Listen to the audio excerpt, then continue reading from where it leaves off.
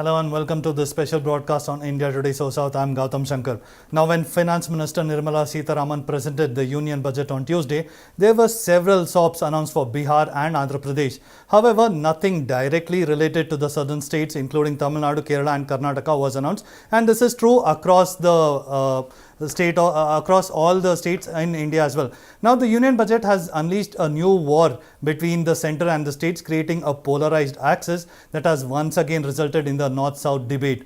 Here, the tacit reference is directly to Andhra Pradesh and Bihar. The TDP and JDO are among the most important allies at this time. Their 28 Lok Sabha MPs go a long way in ensuring the party, which has 240 seats, is above the majority mark of 272. Now, the budget gives Andhra Pradesh a whopping wallet. That is, Chandrababu Naidu has got wings. But what about the other states? Upset with the union budget, the Tamil Nadu CM MK Stalin, Telangana CM Revanth Reddy and Karnataka CM Siddharamaiah have decided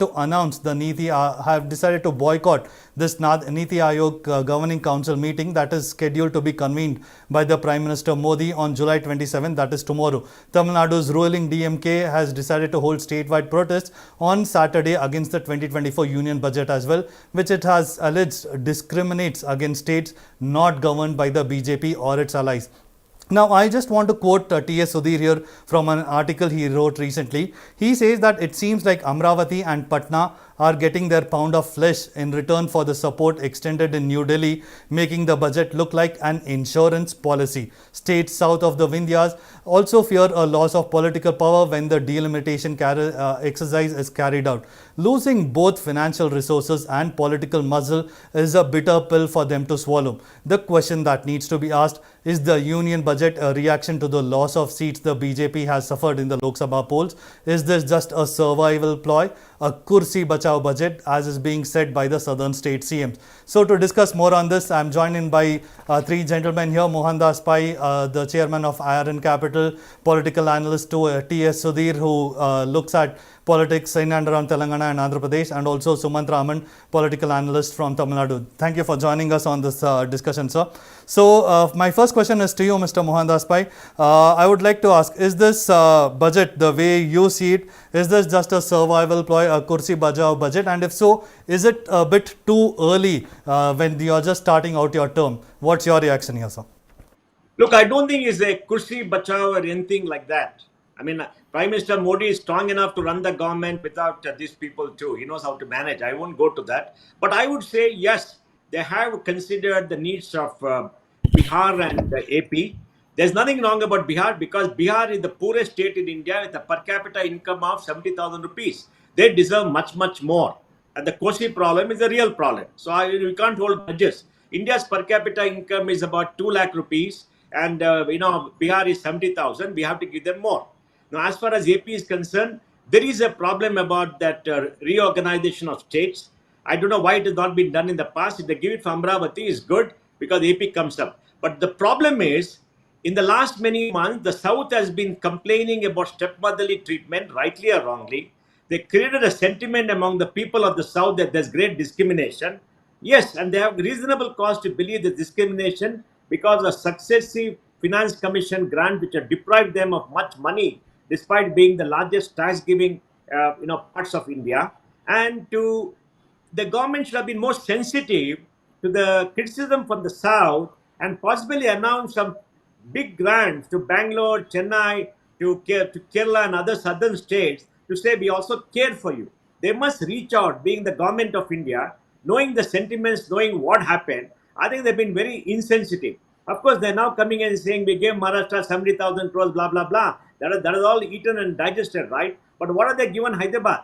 What are they given Chennai? What are they given Bangalore? In Bangalore, for instance, 5 seats, the MP seats went to the NDA, and in the MLA seats, a large number of seats went to the BJP. Now, today we have a Congress government which is discriminated against us in Bangalore because they don't care for Bangalore. We pay 60% of taxes of the state. They don't care. They're not investing. They're giving our taxes away as freebies. And we are also hurt. Now, we are being ignored by the central government. Being ignored by the state government is not a good thing. The optics have gone wrong for the NDA. The optics should have been better. They should have done something. We have recommended each of the big cities in the south of the state get some grant for urban areas to demonstrate a commitment. I mean, it's very sad that they've been insensitive. They're not looked at the larger picture. But I won't grudge them for giving money to AP and BR, except that they should have given something to the South also and spoken about it.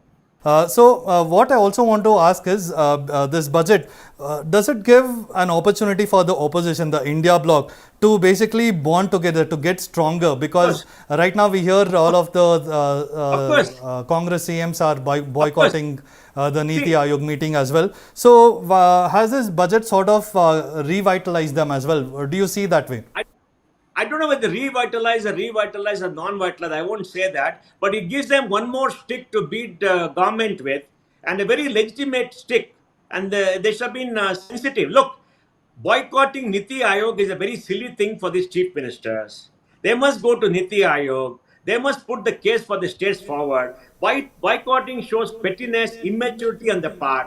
Our chief minister Siddaramaiah earlier boycotted many meetings, and it only hurt us. We have elected this government to do the best for the state. They must go to Delhi. They must put the case forward. They must send projects. It's a duty. Having a press conference and creating a victimhood narrative, you're discriminated, does not work. Look at what happened to Bengal. CPIM went on saying discrimination, 35 years. Now, Mamata Banerjee is not doing all the big programs and saying we don't want PM's name, discrimination. Who loses? The people of the state lost in Bengal, right? And we are losing in the south. We must go demand more money, make our case strongly, and not boycott. This boycott politics, victimhood politics should stop here, because they're all people whom we have elected to go and get things better for us. So I don't agree with the boycott. Yes, but the legitimate concern, and the NDA seems to have given them another stick to beat the government with. Absolutely. Coming to you, T.S. Sudhir, also given that you track Andhra politics very closely as well, now we were witnessing a sort of renewal of ties between Andhra Pradesh and Telangana, given that both have relatively new CMs right now. Now, this budget, has it created a sort of divide once again between Revanth Reddy and Chandrababu Naidu? What's your take on this? Oh, I don't think there is a divide personally between Naidu and Revanth Reddy, but I come from a state where, despite Revanth Reddy calling Prime Minister Modi as his Bade Bhai, elder brother, Telangana really got nothing. So it has been a case of two states as far as the union budget is concerned. Amravati and Andhra Pradesh got a lot, whereas Telangana and the rest of the southern states got pretty much little. Now, I don't think the Telugu in Telangana is going to resent that, given the fact that Andhra Pradesh for the last 10 years has been pretty much ignored. It has got very little in the last 10 years, ever since United Andhra Pradesh was bifurcated. But having said that, it's also a problem with the way the entire approach to the AP Reorganization Act has been. Yeah. Because the AP Reorganization Act, as Chief Minister Revanth Reddy also pointed out the other day, involves both Telangana and Andhra Pradesh. It is not just about the interest of Andhra Pradesh. So some kind of effort should have been made to ensure that the demands of Telangana, again pertaining to irrigation projects, should have been kind of looked at in the union budget. But as far as Amravati is concerned, I think there is the case. Andhra Pradesh has been pretty much without a capital. The whole confusion about Amravati first for the first 5 years of Naidu rule, and then that entire hogwash over the three capitals of Jagannath Reddy. In the process, Andhra Pradesh has been without a capital, and in 2024 June, even the common capital period of Hyderabad also got over. So in that sense, Amravati does need a helping hand. Amravati needs to kind of come up to such a level that it can try to at least compete with the Chennai, the Bengaluru and the Hyderabad in some way or the other. It needs some kind of a magnet to attract investments, and to that extent, this kind of a helping hand would be welcome. We saw that when the foundation stone of Amravati was held by Narendra Modi himself, all he came with, and this was a big joke in both Telangana and Andhra Pradesh, that he came with two pots of soil, one pot of soil and one pot of water from different parts of India. But the funds were not forthcoming from the center, despite Naidu having been a part of the NDA between 2014 and 18. At that time, the BJP had a complete majority. In 2019 to 24, despite Jagannath Reddy having a 22 MPs, again the NDA BJP did not need his support. But it is only now, because of the circumstances created at the center, that Naidu with his 16 MPs is managing to get what he really wants for AP. And also, I'd like to have your opinion as well on Revanth Reddy deciding to skip the Niti Aayog meeting. He has called it Kursi Bachao budget. And if this is the way going forward, why can't today we've just learned that Mamata Banerjee has decided to attend the meeting, and there she is going to take a call and decide. Wouldn't that be a more practical approach here, T.S. Sudhir? Absolutely. I completely agree with Mr. Mohandas Pai. The boycott politics is a silly idea. We saw what K. Chandrasekhar Rao, when he was Telangana Chief Minister, during the last 1.5 years of his tenure, he was boycotting each one of the Prime Minister's programs in Telangana. So there was complete lack of communication between the state government and the central government at the highest level possible. And that hurt the interest of Telangana. This kind of a boycott politics does not serve any purpose except for the purpose of, let's say, optics that, oh, we boycotted it. But what end would it achieve? It would have been much better, just like Mamata Banerjee, a Revanth Reddy or a Siddaramaiah or an MK Stalin actually go to the Niti Aayog meeting, register their protest, maybe walk out, but at least make their presence felt. This kind of boycott politics actually does no good to the interests of any of these states. All right. Now coming on to the state of Tamil Nadu, we have Sumanth Raman joining us. So Sumanth Raman sir, before I come to you, I just want to quote Tamil Nadu CM tweet here. The election is over. Now we have to think about the country. Budget 2024 will save your rule, but it will not save the nation, is what he said. And basically he has alleged that there is no mention of Tamil Nadu. In response to this, Annamalai, what is he said? He said that is MK Stalin unaware that between 2014 and 2024 under the BJP government, Tamil Nadu received 10 times more through budget announcements than in the years under the UPA government. What is the Tamil Nadu CM hoping to achieve by choosing to boycott the Niti Aayog meeting aimed at addressing the state's needs? So, what is your take on the whole issue here, Sumanth Raman? First of all, I agree with both Mr. Pai and Sudhir that the boycott is a silly idea. I think that they should have gone there, made a ruckus, made a noise, and walked out of the meeting, and that would have hurt the BJP much more than them staying away altogether. So I think that I'm in complete agreement with them on that. The issue of Tamil Nadu is very simple. Now, you can come up with all kinds of statistics. Look, obviously, in terms of absolute amounts, as the GDP grows, the amount of money which is allocated in absolute terms to all the states keeps going up over a period of time. Now, the point is, there are certain marquee projects which Tamil Nadu has been very keen about. Metro rail in Chennai, for instance, Metro Phase 2, the money which was promised by the center has not come. In fact, a day before yesterday, Mr. Dayanidhi Maran stood up in Parliament and said, not 1 rupee has come. 12,000 crore the state government is taking from its money and is funding the Chennai Phase 2 Metro Rail. Work has been going on. And, in the middle it stops because the funds don't come. Then the state government makes some effort and releases funds. Then you have the classic case of AIIMS at Madurai, All India Institute of Medical Sciences, where, only now, after so many years of it being made a political issue, at least the construction has started. God knows when it will be finished, right?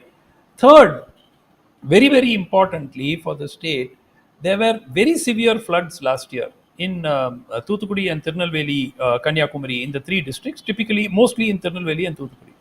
Now, these are floods which have not been seen in those areas in more than 100 years, right? There was devastation. And the center's response has been extraordinarily lethargic and poor.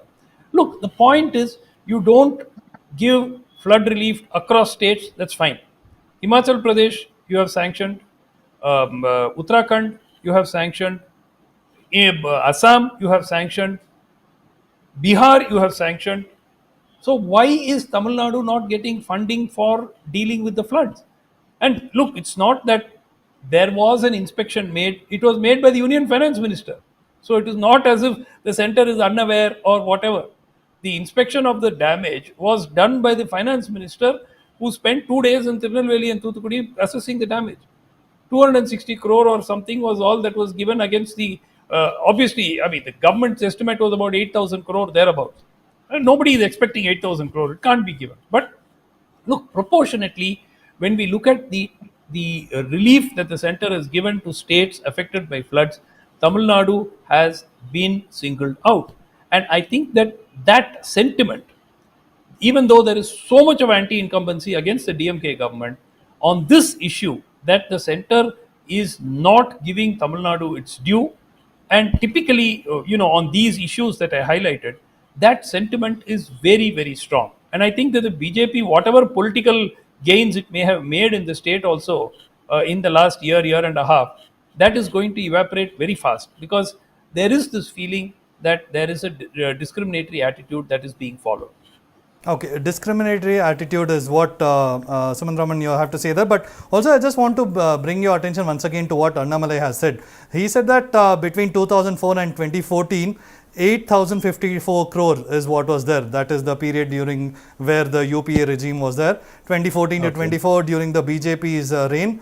1,05,150 crore, and a lot of this amount has come in the period between 2021 to 2022. So what I want to understand from So all let three him of do you one gentlemen thing. is basically this. No, Gautam, Just 1 the minute. fact that Let your him- state's let him names give the breakup. haven't been mentioned here.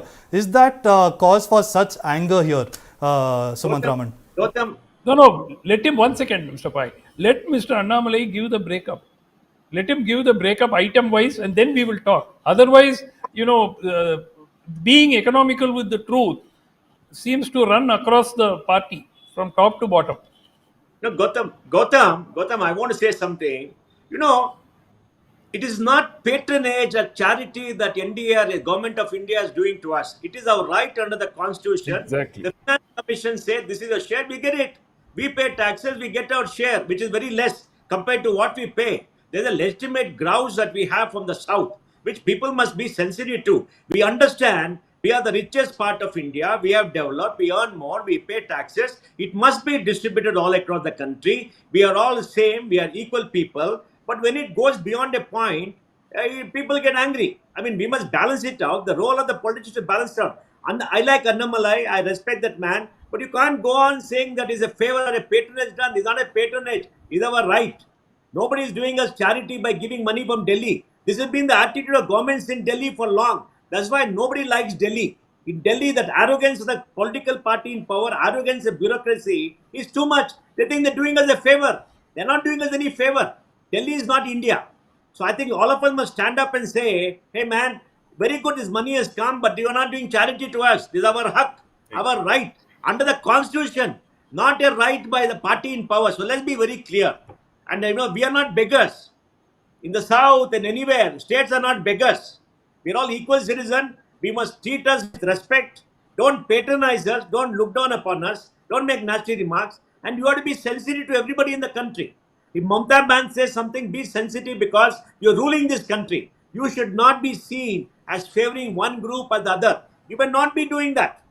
Facts may be different. But when people accuse you, you have to respond. Respond not by anger and doing all kind of things. Respond in a very sensitive manner where you tell people, yes, this is what we have done. We'll do more. Don't worry. We are with you. Right, Sumanth Raman, you are making a point over there as well on the same lines. Yeah. I think, look, every rupee that a state like Karnataka contributes, they hardly get back 25-30 paise. Tamil Nadu gets back around the same. Kerala gets back even less. I mean, the point is not that.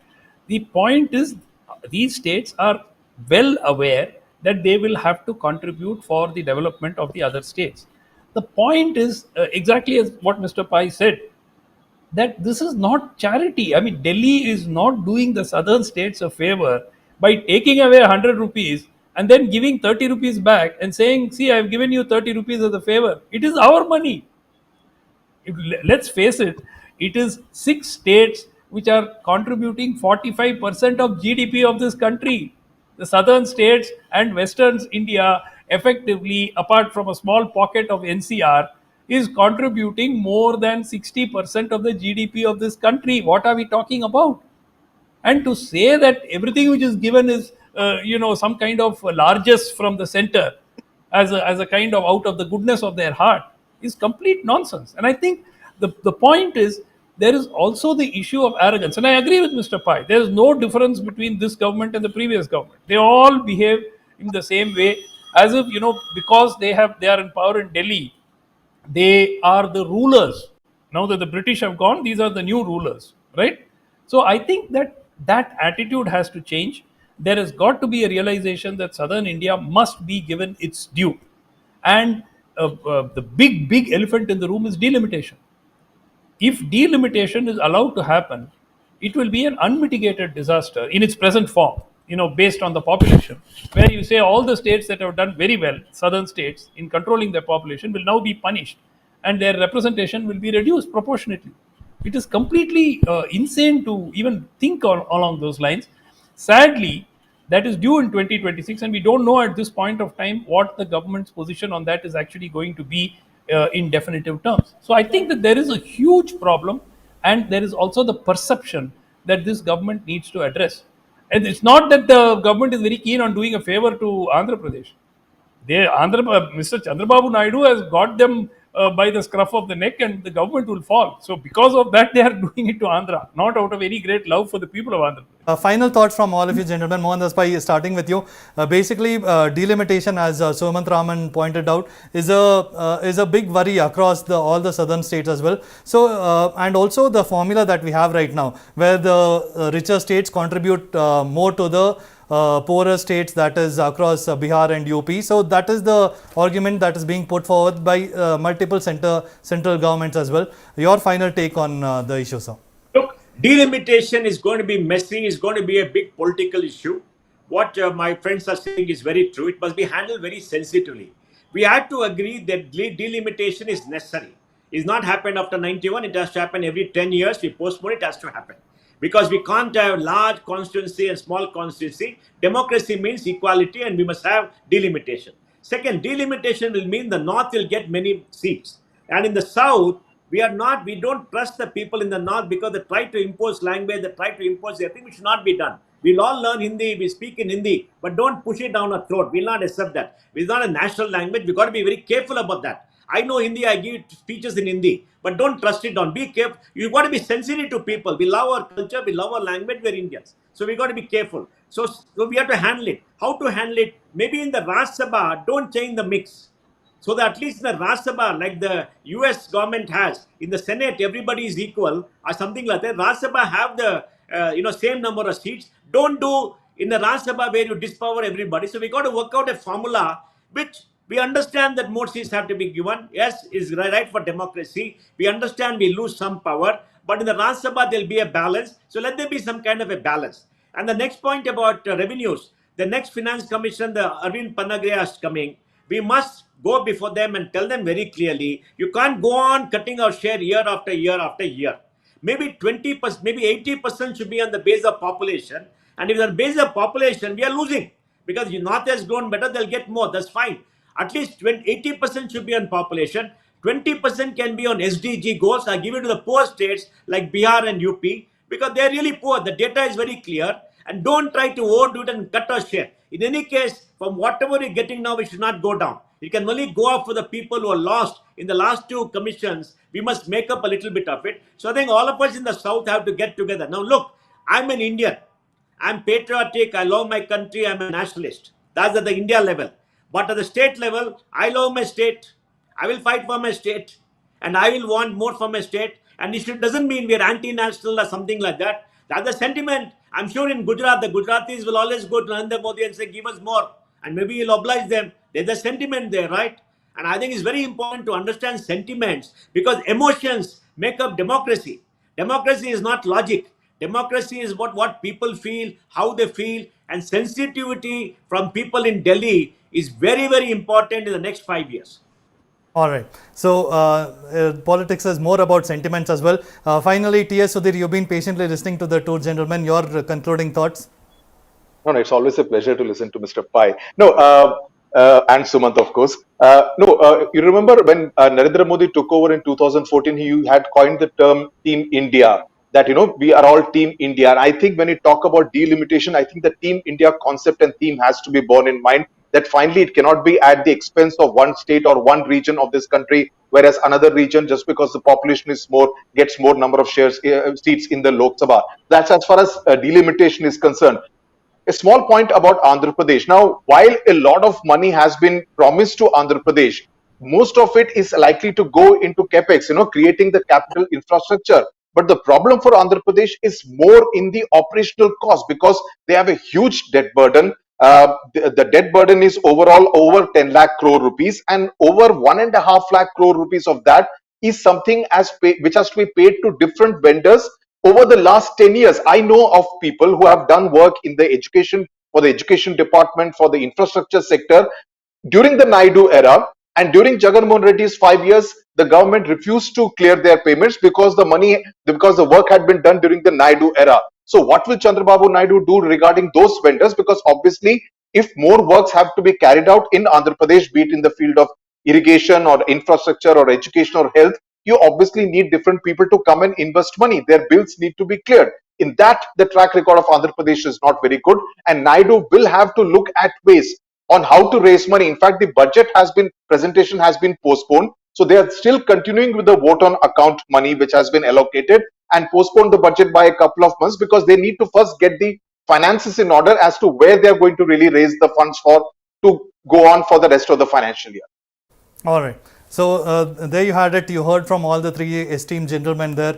Basically, the South is losing out. That is the overall sentiment that is coming through this discussion. But we're all Indians. Absolutely. We are patriotic. We are nationalists. So we don't want anybody pointing at us and making nasty remarks. We will not accept that. But we want our states to get a better deal, like everybody else. Absolutely. Absolutely. Thank you. So Thank that, you. like I said, that's the overall sentiment that I'm getting from all three gentlemen there. Southern states deserve their pound of flesh from the union budgets. Cannot be overlooked anymore. Thank you. Thank you for joining us today on this discussion today, all of you. Thank you, sir.